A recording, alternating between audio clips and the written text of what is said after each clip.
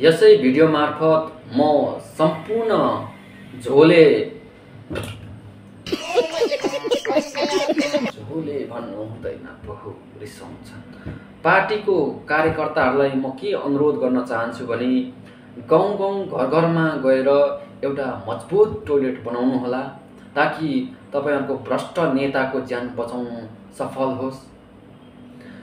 Toilet बनाऊ ज्यान बचाऊ भन्ने अभियान तत्काल तपाईहरुले अगाडि बढाउनु होला, किनकि नेपाली जनताहरू सचेत भइसकेका छन्। यो भर्खरै ताप्लेजुङे सचेत जनताले प्रमाणित गरेर देखाइसकेको कुरा हो। एउटा नेता हेलिकप्टरमा चढेर चिसो हावा खाँदै गएको टोयलेटको दुर्गन्धित हावा खाएर फर्किनु पर्ने अवस्था भएछ। हुन त जस्तो कर्म त्यस्तै फल।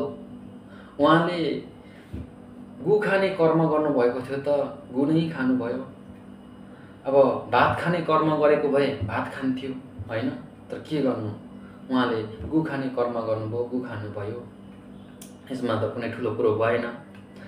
एउटा सोफामा राखेर खातामाला लाएर टक्क सम्मान दिनुपर्ने ठाउँमा आज टोयलेटमा राखेर त्यो दुर्गन्धित हावा खुवाएर सम्मान दिनुपर्ने अवस्था छ।